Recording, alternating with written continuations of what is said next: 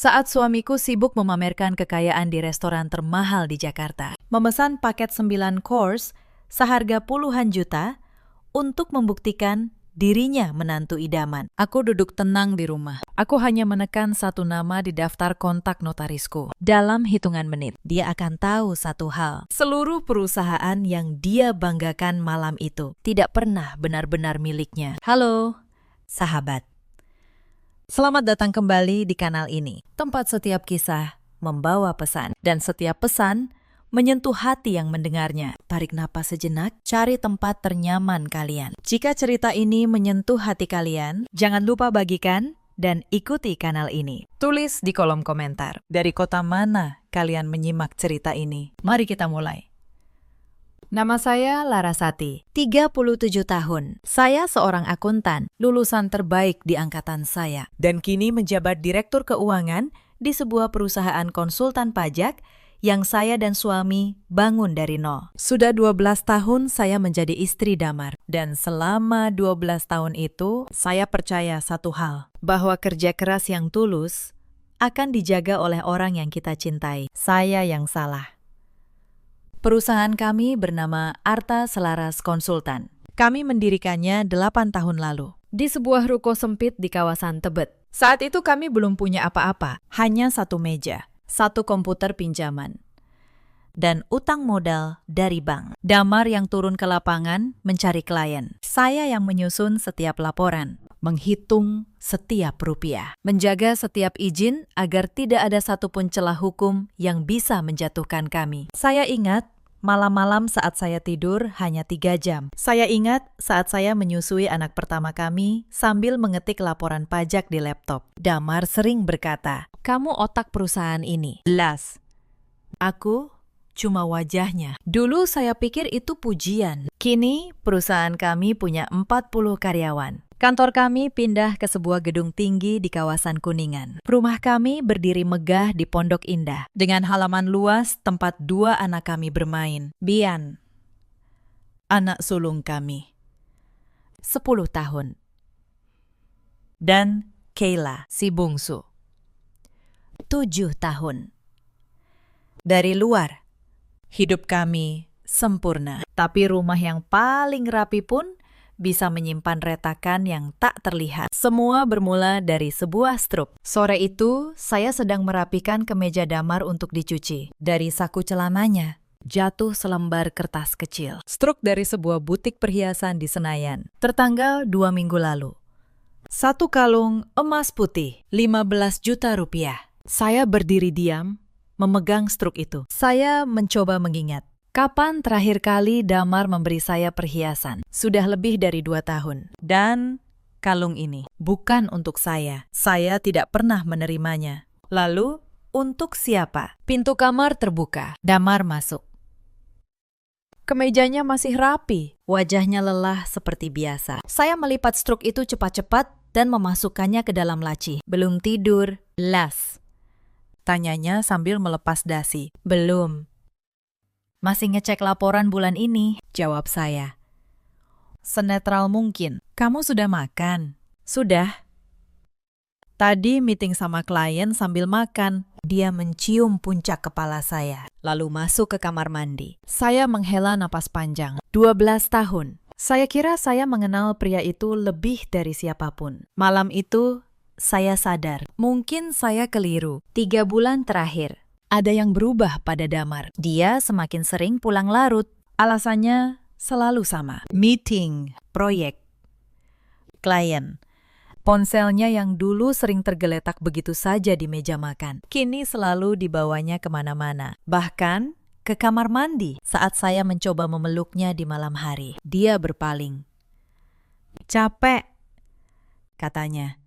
Besok pagi ada rapat. Saya tidak ingin menuduh tanpa bukti. Saya seorang akuntan. Saya percaya pada angka, bukan pada perasaan. Maka keesokan harinya, saya melakukan apa yang paling saya kuasai. Sebelum itu, saya mencoba satu hal terakhir. Sesuatu yang dilakukan setiap istri yang masih berharap. Malam berikutnya, saya menyiapkan makan malam istimewa. Saya memasak masakan kesukaan Damar, menata meja dengan rapi, dan menunggu. Saya ingin memberinya satu kesempatan untuk pulang, untuk jujur, untuk kembali menjadi pria yang dulu saya nikahi. Dia pulang pukul 11 malam. Makanan sudah dingin. Dia melihat meja itu sekilas, lalu berkata, "Aku sudah makan."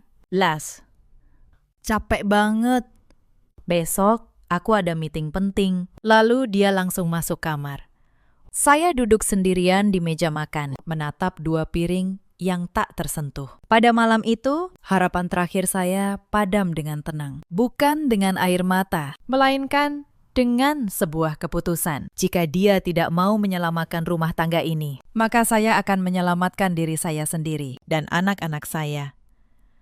Maka keesokan harinya, saya membuka pembukuan. Kantor saya bersebelahan dengan ruang Damar. Hanya dipisahkan dinding kaca. Sebagai direktur keuangan, seluruh aliran uang perusahaan ada di bawah pengawasan saya. Saya membuka sistem dan memeriksa transaksi 3 bulan terakhir. Mata saya berhenti pada beberapa transfer yang tidak biasa. Transfer ke sebuah rekening pribadi atas nama Vania Prameswari. 5 juta di bulan pertama, 10 juta di bulan kedua, 20 juta di bulan ketiga. Total 35 juta rupiah. Mengalir keluar dari kas perusahaan. Ditandai sebagai biaya pemasaran. Nama itu asing bagi saya. Tapi saya tahu satu hal. Tidak ada proyek pemasaran yang saya setujui dengan nominal seperti itu. Saya membuka data karyawan. Vania Prameswari, 26 tahun, staf divisi pemasaran. Baru 6 bulan bergabung. Foto profilnya menampilkan wanita muda dengan riasan tebal dan senyum percaya diri.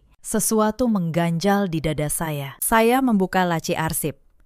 Tempat saya menyimpan setiap nota dan kwitansi perusahaan. Tangan saya gemetar saat menemukannya. Nota restoran mahal yang tidak pernah saya datangi. Kamar hotel yang dipesan 1 malam.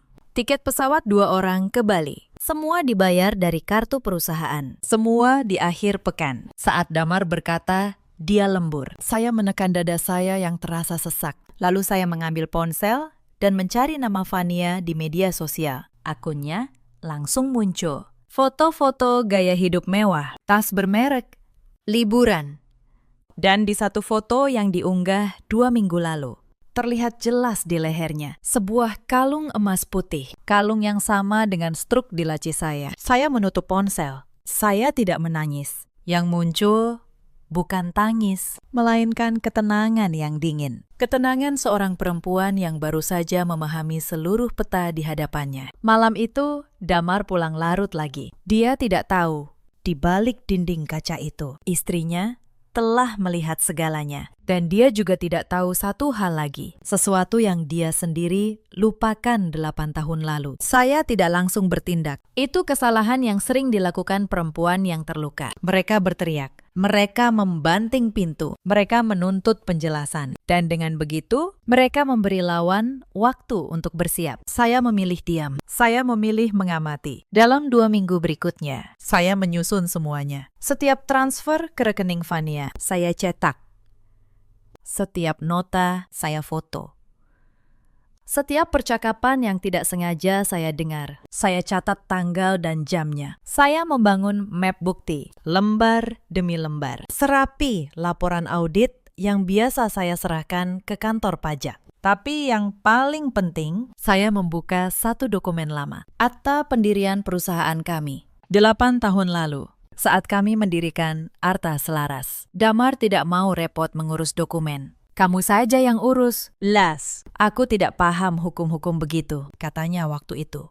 Maka saya yang menyusun semuanya bersama notaris. Dan karena modal awal berasal dari tabungan keluarga saya dan pinjaman atas nama saya, notaris menyarankan agar pembagian saham dibuat jelas. Hitam di atas putih. Saya memegang 70% saham perusahaan. Damar memegang 30%. Damar menandatanganinya tanpa membaca. Dia bahkan tertawa waktu itu. Buat apa dibaca? Ini kan perusahaan kita berdua. Lalu dia lupa selama 8 tahun. Dia bertingkah seolah perusahaan itu kerajaannya. Dia yang menemui klien.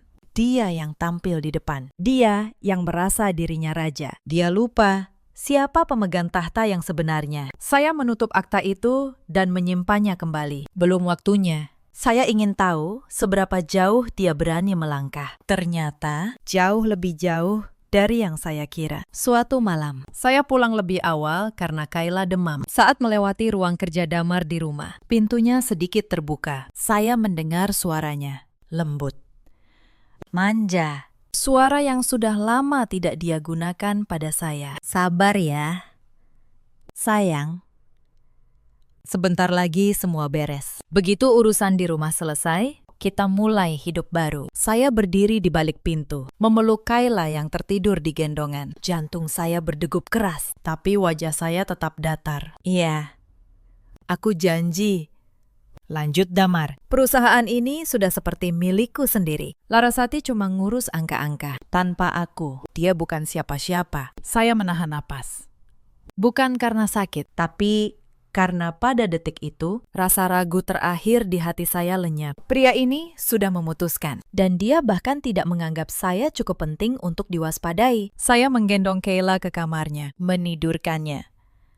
Lalu duduk di tepi ranjang anak saya yang tertidur lelap. Saya membelai rambutnya. Dalam hati saya berkata, apapun yang terjadi, kalian tidak akan kehilangan apa-apa. Ibu akan menjaga semuanya. Malam itu, saya tidak tidur. Saya duduk di ruang kerja, membuka kembali setiap dokumen, menyusun ulang setiap bukti dalam urutan yang paling jelas. Saya membayangkan setiap kemungkinan, setiap langkah yang mungkin diambil Damar, dan menyiapkan jawaban untuk masing-masing. Seorang akuntan yang baik tidak pernah meninggalkan satu pun angka yang tidak seimbang. Dan saya akan memastikan semua angka dalam hidup saya kembali seimbang. Esoknya, saya mulai bergerak. Diam-diam, rapi, tanpa suara. Langkah pertama, saya menemui notaris kami, Pak Hendra.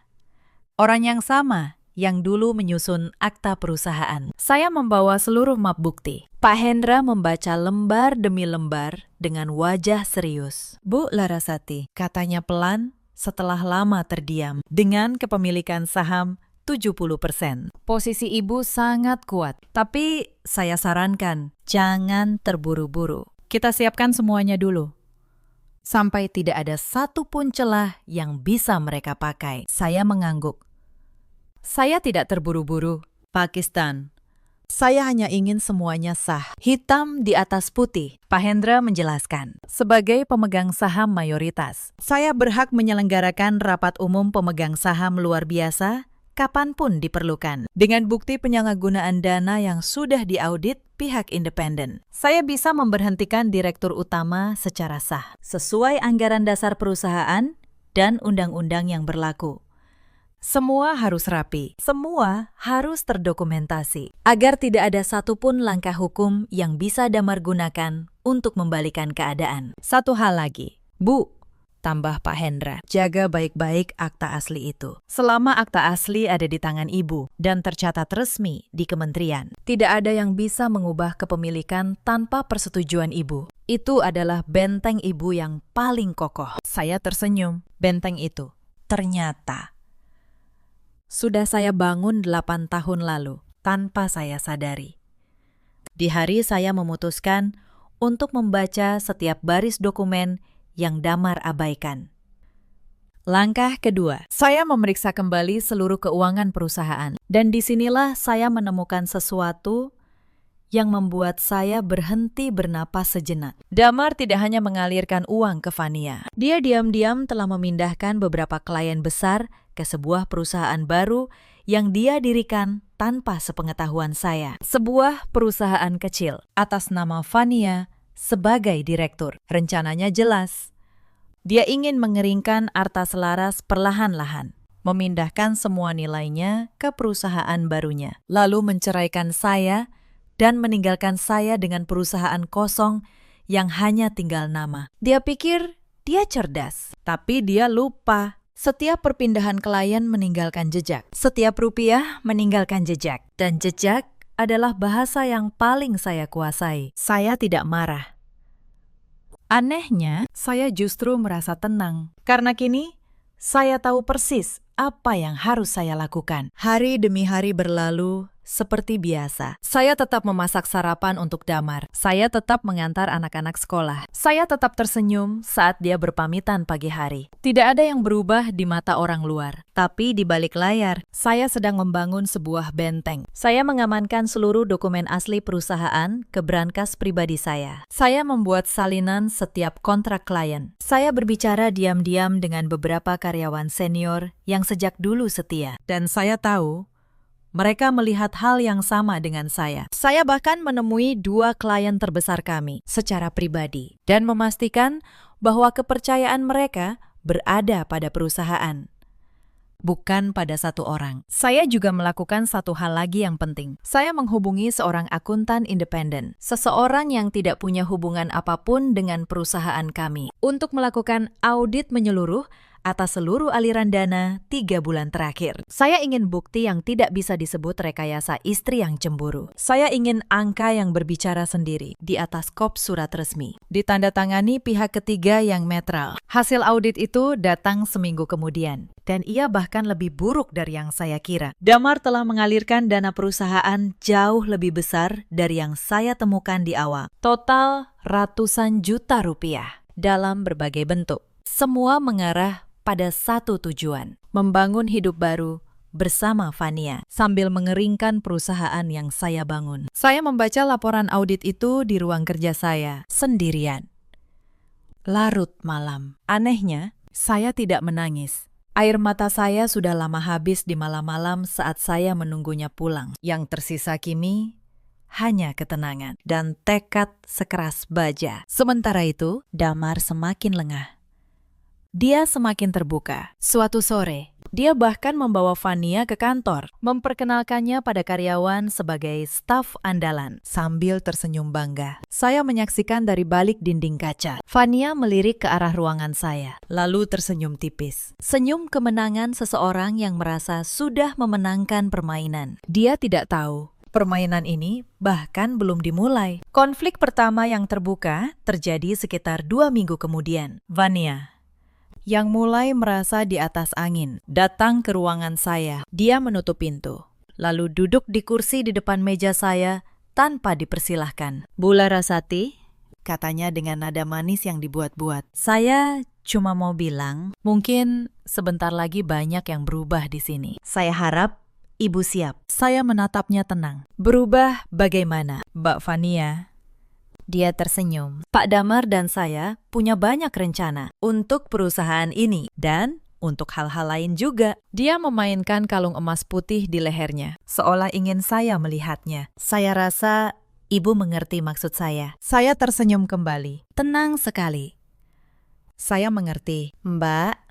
Lebih dari yang Mbak kira." Fania mengangkat dagunya. "Bagus kalau Ibu mengerti." Pak Damar bilang, "Ibu ini perempuan yang pintar.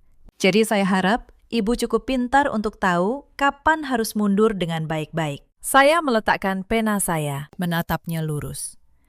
"Mbak Fania, saya memang perempuan yang pintar. Dan justru karena itu, saya tahu persis kapan harus bicara dan kapan harus diam. Hari ini, saya memilih diam. Tapi percayalah, diamnya seorang perempuan yang pintar jauh lebih berbahaya daripada teriakannya." Untuk sesaat, senyum Fania goyah. Tapi dia segera memulihkannya, lalu berdiri. "Kita lihat saja nanti, Bu."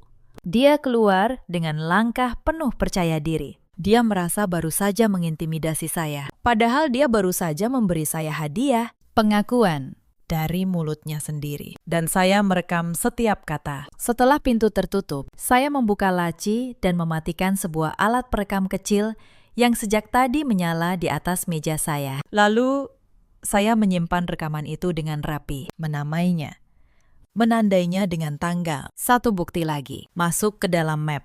Tekanan demi tekanan datang setelah itu. Damar mulai mempertanyakan keputusan keuangan saya di depan karyawan, mencoba membuat saya tampak tidak kompeten. Dia memindahkan jadwal rapat tanpa memberitahu saya.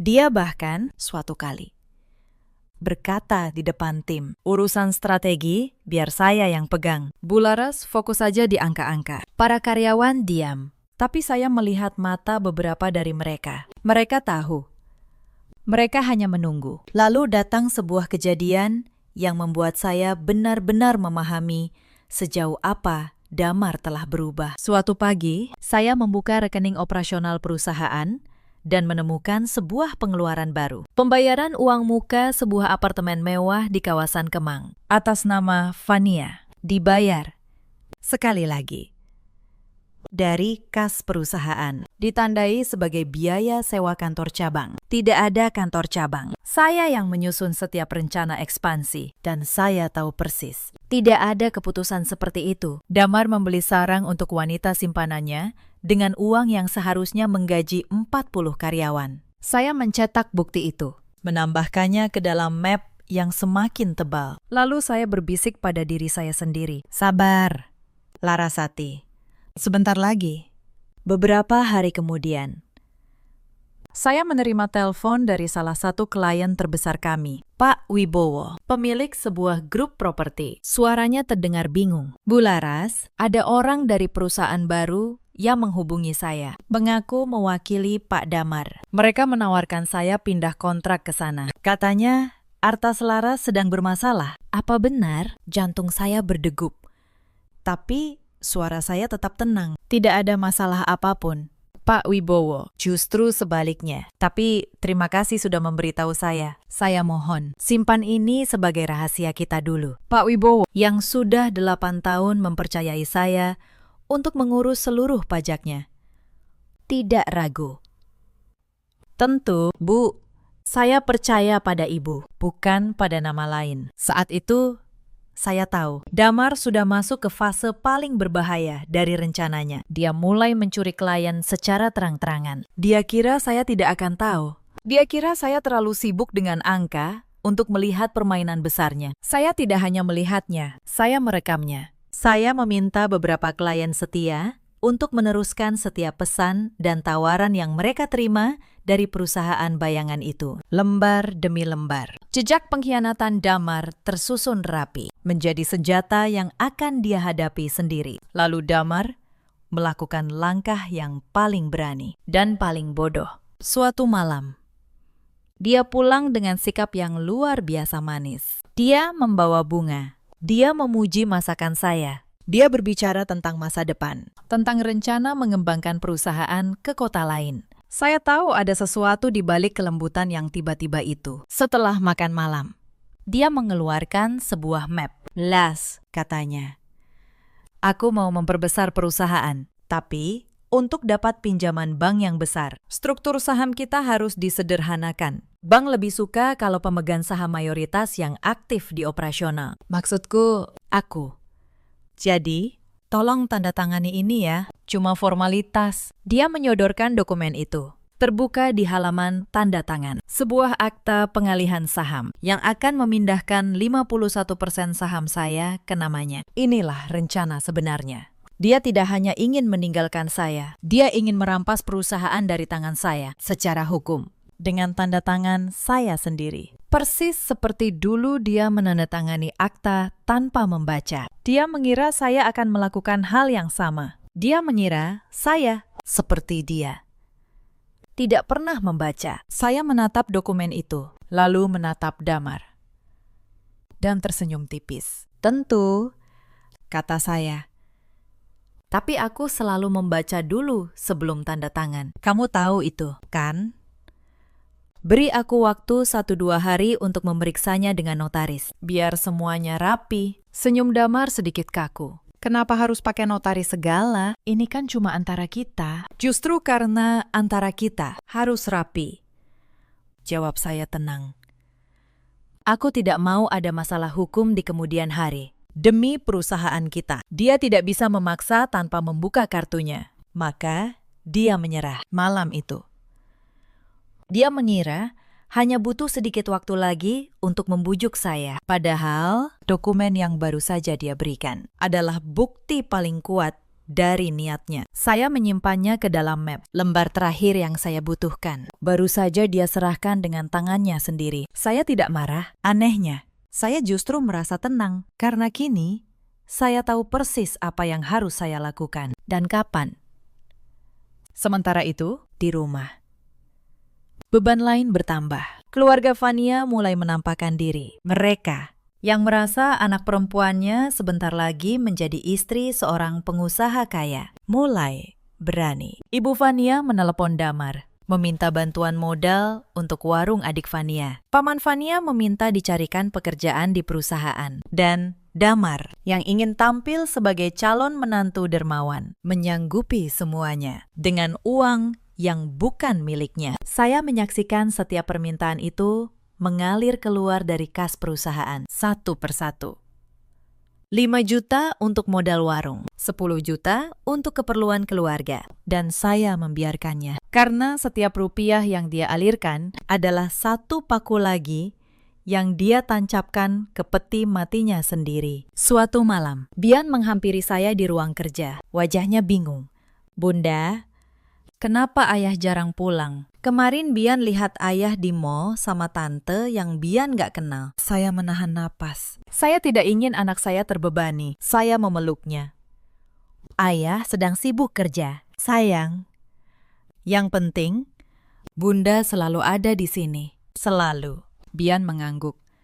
Tapi matanya menyimpan pertanyaan yang belum bisa saya jawab. Malam itu, setelah dia tidur, saya duduk lama di ruang kerja. Kemarahan yang selama ini saya tahan nyaris pecah. Bukan karena dia mengkhianati saya, tapi karena dia begitu ceroboh, sampai anak-anak kami mulai melihatnya. Sejak malam itu, tekad saya mengeras. Ini bukan lagi soal harga diri saya. Ini soal masa depan anak-anak saya. Beberapa hari kemudian, Damar melakukan sesuatu yang melewati batas. Dalam sebuah rapat besar bersama seluruh tim, di hadapan 40 karyawan, dia mengumumkan rencana restrukturisasi perusahaan. Dia berkata, beberapa kebijakan keuangan lama dianggap menghambat pertumbuhan. Dia bahkan menyiratkan adanya ketidakefisienan di divisi keuangan, divisi yang saya pimpin sejak hari pertama. Saya duduk di kursi saya. Tenang.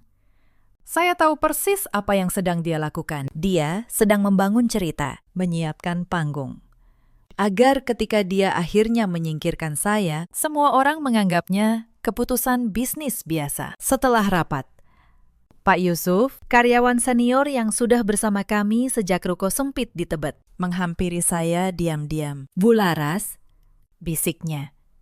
"Saya tidak tahu apa yang terjadi, tapi saya tahu siapa yang membangun perusahaan ini. Kalau ibu butuh apapun, saya dan beberapa teman lama ada di pihak ibu." Saya menatapnya, dan untuk pertama kalinya dalam berhari-hari, saya merasakan kehangatan. "Terima kasih, Pak Yusuf." "Sabar. Sebentar lagi." Saya tidak membela diri di rapat itu. Membela diri dengan kata-kata hanya akan membuat saya tampak lemah. Saya memilih membela diri dengan bukti, dengan dokumen, dengan kebenaran yang tidak bisa dibantah siapapun. Dan semua itu sedang saya susun, lembar demi lembar. Masalah lalu masuk sampai ke ruang tamu rumah saya. Ibu Vania, dengan percaya diri, seolah sudah menjadi besan, datang ke rumah saya di Pondok Indah tanpa diundang. Dia mengetuk pintu saat saya sedang menemani anak-anak mengerjakan tugas sekolah. "Saya ibunya Vania," katanya. Matanya menjelajahi rumah saya dengan tatapan menilai. "Saya rasa kita perlu bicara sebagai sesama perempuan dewasa." Saya mempersilakannya duduk. Dia bicara panjang lebar tentang bagaimana perasaan tidak bisa dipaksakan, tentang bagaimana Damar dan Vania sudah saling mencintai, tentang bagaimana saya sebaiknya merelakan dengan ikhlas demi kebaikan semua orang. Saya mendengarkan sampai dia selesai. Lalu saya berkata dengan suara yang sangat tenang, "Bu, terima kasih sudah datang. Saya hanya ingin satu hal jelas. Apapun yang terjadi antara anak ibu dan suami saya, itu urusan mereka. Tapi rumah ini, anak-anak ini, dan apa yang saya bangun dengan tangan saya sendiri, itu urusan saya. Dan saya tidak pernah melepaskan apa yang menjadi milik saya tanpa perhitungan." Wajah Ibu Vania berubah. Dia tidak menyangka dijawab dengan ketenangan seperti itu. Dia pergi tak lama kemudian, dengan langkah yang jauh lebih kecil daripada saat dia datang. Setelah pintu tertutup, Kayla menghampiri saya. "Bunda, tante tadi siapa?" Saya tersenyum dan membelai kepalanya. "Bukan siapa-siapa. Sayang, ayo, lanjutkan tugasmu. Malam itu, saya membuka kembali map bukti saya. Hampir lengkap, tinggal satu langkah terakhir. Dan saya sudah tahu kapan langkah itu harus diambil. Puncak penghinaan datang pada sebuah malam di pertengahan bulan. Damar mengabari saya lewat pesan singkat, bukan bicara langsung, bahwa dia akan makan malam dengan calon partner bisnis penting di sebuah restoran mewah di kawasan SCBD. Dia bilang, saya tidak perlu ikut, tapi salah satu karyawan setia membisikkan kebenarannya pada saya. Itu bukan pertemuan bisnis, itu pertemuan keluarga. Damar memperkenalkan dirinya pada keluarga Fania sebagai calon menantu. Dia akan memamerkan kekayaan yang dia kira miliknya, untuk membuktikan dirinya pria mapan yang layak. Dengan uang perusahaan yang 70%-nya milik saya. Saya menutup ponsel. Saya tidak gemetar. Saya hanya merasakan sesuatu yang dingin dan tenang mengalir dalam diri saya. Sudah cukup. Malam ini, semuanya akan selesai. Saya menelepon Pak Hendra, Pakistan. Semuanya sudah siap. Sudah. Bu, semua dokumen sudah saya finalisasi. Tinggal Ibu memberi aba-aba. Beri saya waktu sampai malam ini, kata saya. Saya ingin dia merasakannya tepat saat dia merasa paling tinggi. Lalu saya menelpon 2 orang lagi. 1.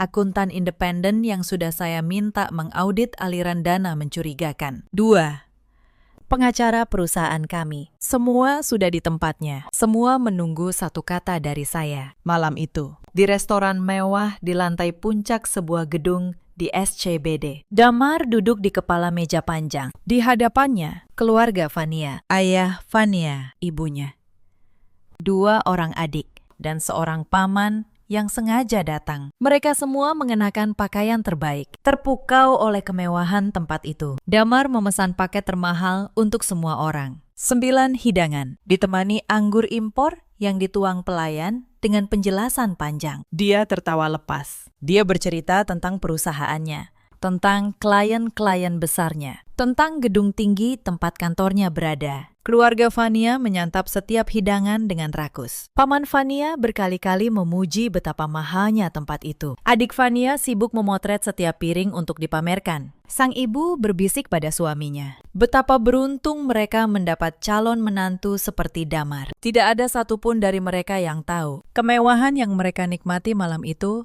adalah pinjaman dari kerja keras seorang perempuan yang sedang menunggu di tempat lain. Tenang saja, kata Damar pada ayah Fania sambil tersenyum bangga. Fania akan hidup berkecukupan bersama saya. Perusahaan ini sudah seperti milik saya sendiri. Saya yang membangunnya dari nol. Keluarga Fania tersenyum lebar. Sang ayah mengangguk puas. Mereka mengangkat gelas, bersulang untuk masa depan yang mereka kira cerah. Mereka tidak tahu, setiap suap yang mereka makan malam itu dibayar dengan uang yang bukan milik Damar. Saat hidangan utama disajikan, ponsel Damar berbunyi. Sebuah notifikasi dari bank, lalu satu lagi, lalu beruntun, tanpa henti. Kartu kredit perusahaan yang selama ini dia pakai sesuka hati, baru saja dibekukan.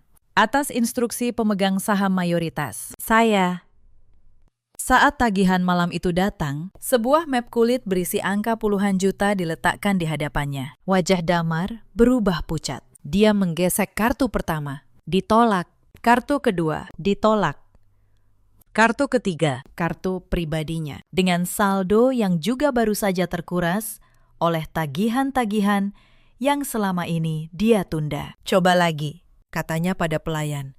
Suaranya mulai meninggi. Pasti ada gangguan sistem di kartu ini. Pelayan mencoba sekali lagi dengan sopan. Ditolak lagi. Keluarga Fania mulai saling pandang. Senyum di wajah mereka memudar perlahan. Sebentar, kata Damar. Suaranya mulai gemetar. Dia menarik napas, mencoba tersenyum. Pasti ada kesalahan sistem. Biar saya telepon bank. Saat itulah ponselnya berbunyi lagi. Sebuah surel masuk dari kantor notaris. Dengan tangan yang gemetar, dia membukanya.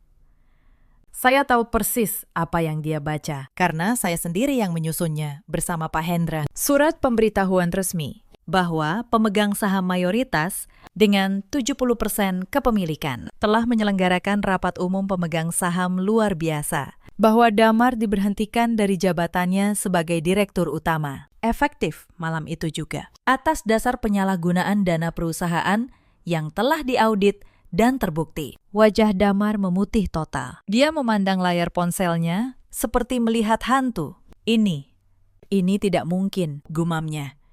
Di seberang meja, ayah Fania berdiri. Nak Damar, ini bagaimana? Tadi katanya perusahaan ini milikmu. Damar tidak menjawab. Dia tidak bisa menjawab.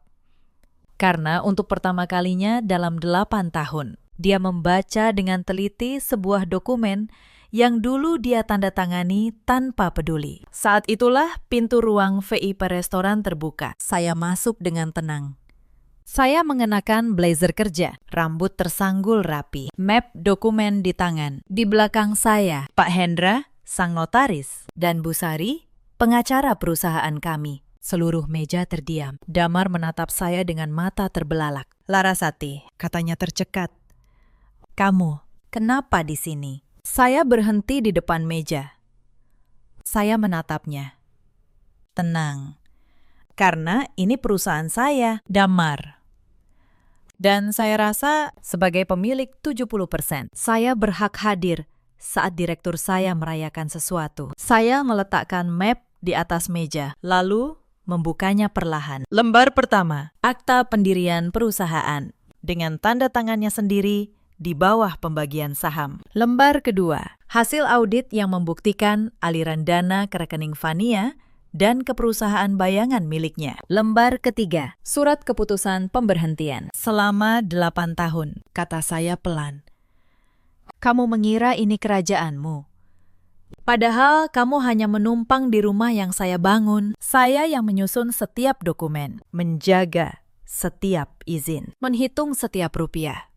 Sementara kamu sibuk merasa menjadi raja. Damar membuka mulut, tapi tidak ada suara yang keluar. Fania berdiri, wajahnya panik. Pak Damar, ini gimana?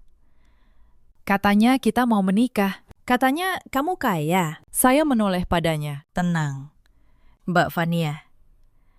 Pria yang Mbak kira kaya ini baru saja kehilangan jabatan, penghasilan, dan akses ke uang yang selama ini dia pakai untuk Mbak. Mulai malam ini, dia bukan siapa-siapa. Apakah Mbak masih ingin menikahinya? Ruangan hening. Mata seluruh keluarga Fania kini tertuju pada Damar dengan tatapan yang sama sekali berbeda dari beberapa menit lalu. Ayah Fania menarik kursi anaknya. Fania, kita pulang. Tapi Ayah, Fania menatap Damar, lalu menatap saya, lalu kembali pada Damar. Dan dalam tatapan itu, saya melihat dengan jelas. Cinta yang dia rasakan tidak pernah untuk Damar. Cinta itu untuk kekayaan yang baru saja menguap di hadapannya. Mereka pergi satu persatu. Keluarga yang beberapa menit lalu memuji Damar sebagai menantu idaman, kini meninggalkannya sendiri di kepala meja, di tengah sisa hidangan mewah yang tak sanggup dia bayar. Setelah mereka pergi, ruangan menjadi sunyi. Hanya tinggal saya, Damar, Pak Hendra, dan Bu Sari. Damar menatap saya. Dan untuk pertama kalinya, topeng kebanggaannya runtuh sepenuhnya. Kenapa kamu lakukan ini? Las, suaranya parau. Di depan banyak orang. Kamu mempermalukanku. Saya menatapnya tenang. Mempermalukanmu, Damar. Kamu mempermalukan dirimu sendiri malam ini.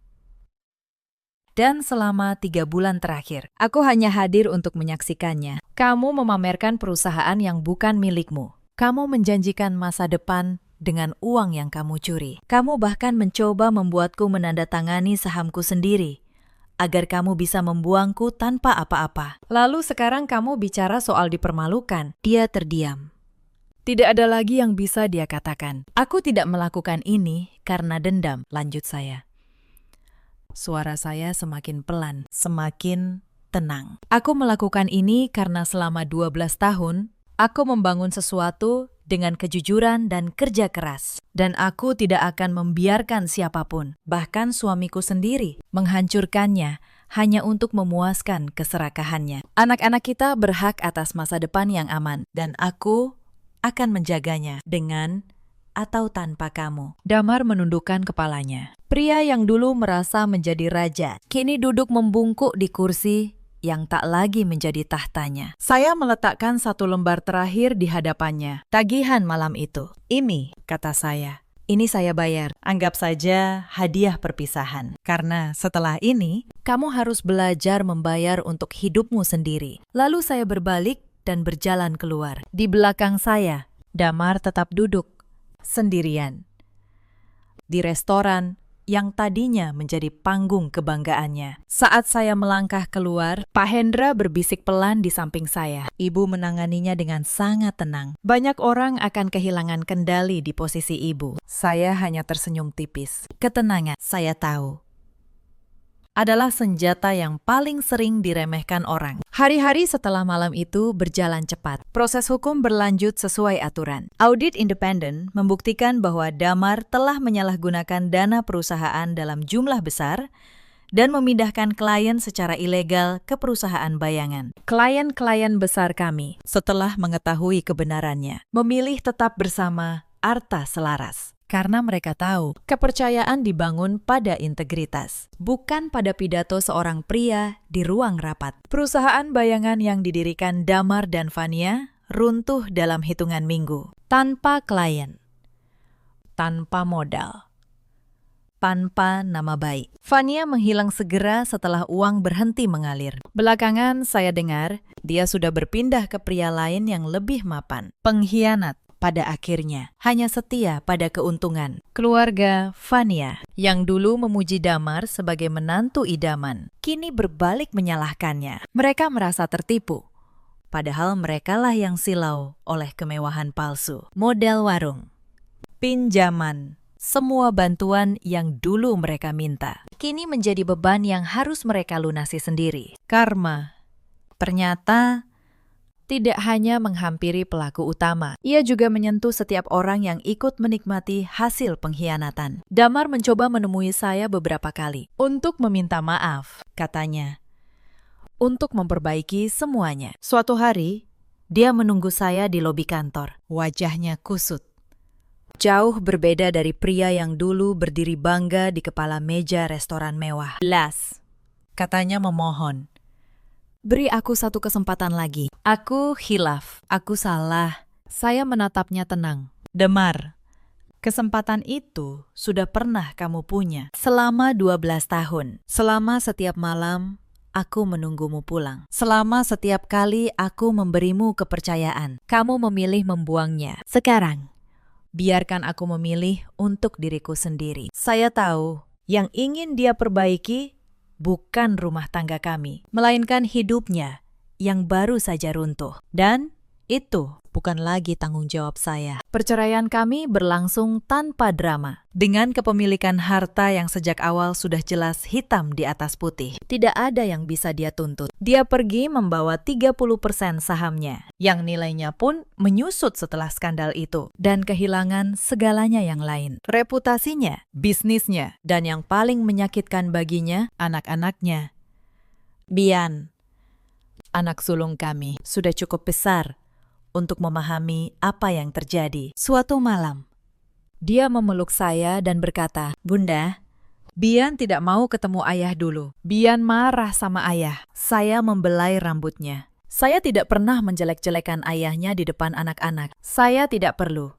Perbuatan seseorang akan berbicara lebih keras daripada kata-kata siapapun. Setahun berlalu. Arta Selaras tumbuh lebih besar dari sebelumnya. Saya kini memimpin sepenuhnya. Dan untuk pertama kalinya, perusahaan berjalan dengan tenang, tanpa drama, tanpa kebohongan. Karyawan yang setia, saya naikkan jabatannya. Pak Yusuf kini menjadi salah satu manajer senior. Kami membuka satu kantor cabang baru di kota lain.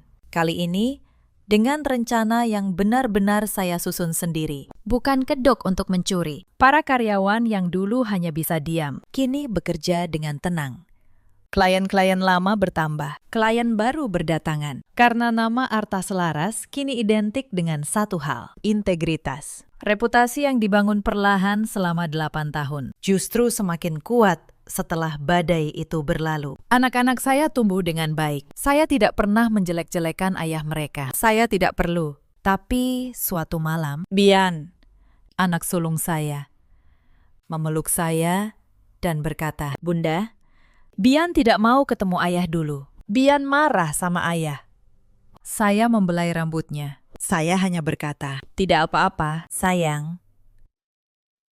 Perasaanmu valid, tapi jangan biarkan kemarahan tinggal terlalu lama di hatimu. Itu hanya akan menyakiti dirimu sendiri." Perbuatan seseorang pada akhirnya berbicara jauh lebih keras daripada kata-kata siapapun. Suatu sore, saya mengajak Bian dan Kayla makan di sebuah rumah makan sederhana. Bukan restoran mewah, hanya warung yang menyajikan ikan goreng, sayur asam, dan sambal terasi. Kayla tertawa karena sambalnya terlalu pedas. Bian bercerita tentang sekolahnya, tentang cita-citanya menjadi insinyur. Dan saya, untuk pertama kalinya dalam waktu yang lama, merasa benar-benar di rumah. Bukan rumah megah di Pondok Indah, tapi rumah yang sesungguhnya, yang ada di antara tawa anak-anak saya. Damar, kabarnya, kini bekerja di sebuah perusahaan kecil milik orang lain. Dari pemilik kerajaan yang dia banggakan, menjadi karyawan biasa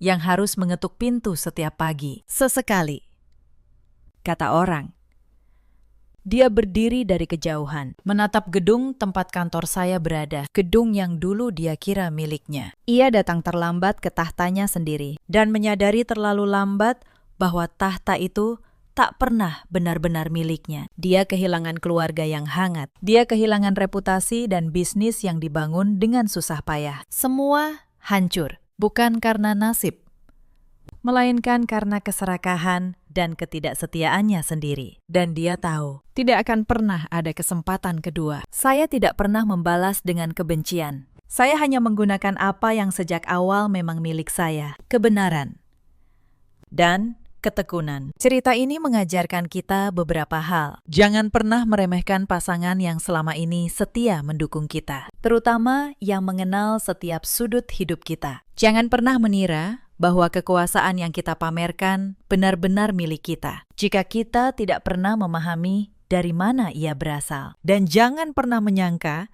bahwa diamnya seseorang berarti kelemahan. Kadang, diam adalah cara orang kuat menyiapkan langkahnya. Ada banyak perempuan di luar sana yang seperti saya dulu, bekerja diam-diam di balik layar, dianggap hanya mengurus angka, padahal merekalah pondasi yang menahan segalanya. Jika kalian salah satunya, ketahuilah, nilai kalian tidak ditentukan oleh pengakuan orang lain. Nilai kalian sudah ada jauh sebelum siapapun mengakuinya. Ada juga banyak suami seperti Damar yang lupa bahwa rumah tangga bukan panggung untuk pamer, melainkan amanah untuk dijaga. Dan ada banyak orang ketiga seperti Fania yang mengira mereka memenangkan sesuatu, padahal mereka hanya mewarisi reruntuhan dalam hidup.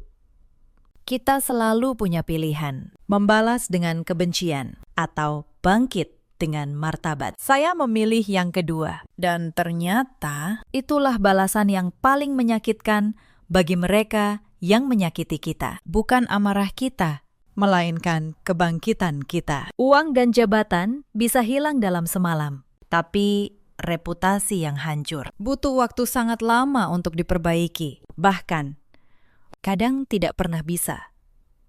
Terima kasih sudah menemani sampai akhir. Jika cerita ini menyentuh hati kalian, tuliskan di kolom komentar dari kota mana kalian menyimak. Sampai jumpa di cerita berikutnya.